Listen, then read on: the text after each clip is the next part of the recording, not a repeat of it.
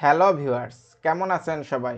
আজকের ভিডিওতে আমি কম্পিউটারে কমন একটা প্রবলেম কেন হয় এবং কিভাবে সেটা নিজেরা সমাধান করতে পারবেন সে বিষয়ে বিস্তারিত আলোচনা করব। তো আমার নাম দেবমুদা আর আপনারা দেখতেছেন টেকনিক। তো চলুন শুরু করা যাক।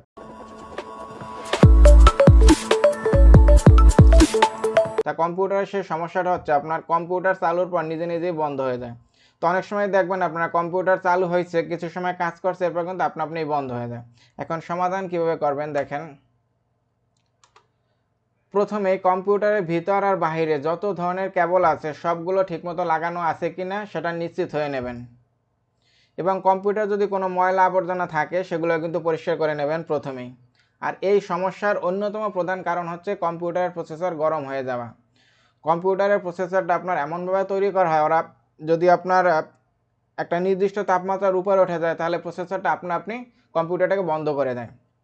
এখন এটা সমাধান করার জন্য যা করবেন তাহলে আগে প্রসেসরের কুলিং ফ্যান খুব সুন্দর করে পরিষ্কার করবেন, এবং কুলিং ফ্যানটা মাদারবোর্ডের সাথে শক্তভাবে লাগানো আছে কিনা সেটাও চেক দেবেন।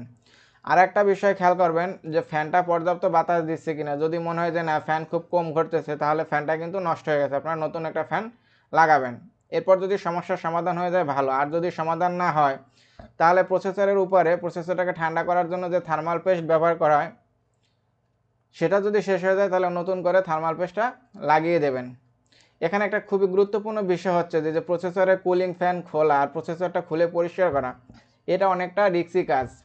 যদি এটা আপনারা না পারেন, যদি কুলিং ফ্যানটা খুলতে না পারেন তাহলে কিন্তু কুলিং ফ্যানের যে স্ট্যান্ডগুলো আছে সেগুলো ভেঙে যাবে। তো যদি পারেন তাহলে যেভাবে বলতেছি ঠিক সেইভাবে করবেন, তাহলে কোনো সমস্যা হবে না। তো কুলিং ফ্যান খোলার জন্য দেখবেন যে 4টা লক আছে। ওই লকগুলো এখন যেদিকে আছে তার বিপরীত দিকে ঘোরাবেন, আস্তে করে ঘোরাবেন। যদি বোঝেন যে ঘুরতেছে না তাহলে ভাবেন আপনার ঠিক দিকে ঘুরাচ্ছেন, ওটা কিন্তু দিলে পরেই ঘুরে যাবে। তো ঘোরানোর পর আস্তে করে উপরের দিকে 4টা টান দেবেন, এরপর আপনার কুলিং ফ্যানটা খুলে ফেলবেন।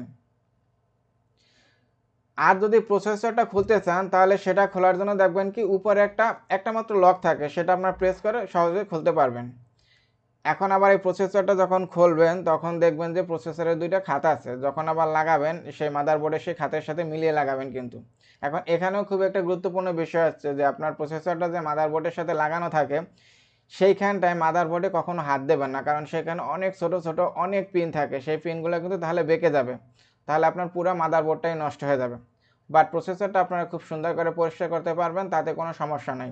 তো প্রসেসরটা ভালো করে পরিষ্কার করার পর সব কিছু সেট আপ দিয়ে এরপর আবার লাইন দেবেন, আশা করি সমস্যার সমাধান হয়ে যাবে। তারপরেও যদি সমস্যার সমাধান না হয় তাহলে বুঝবেন সমস্যাটা অনেক জটিল প্রকৃতির, সেক্ষেত্রে আপনারা নিজেরা ঠিক করতে পারবেন না, তখন আপনারা সার্ভিস সেন্টারে নিয়ে গিয়ে ঠিক করাবেন। তো এই ছিল আমার ভিডিও। এটা বুঝতে যদি আপনাদের কোনো সমস্যা হয় তাহলে অবশ্যই কমেন্ট করবেন, আমি রিপ্লাই দেবো। ভালো থাকবেন সবাই, নিজের খেয়াল রাখবেন। Thank you, bye, take care.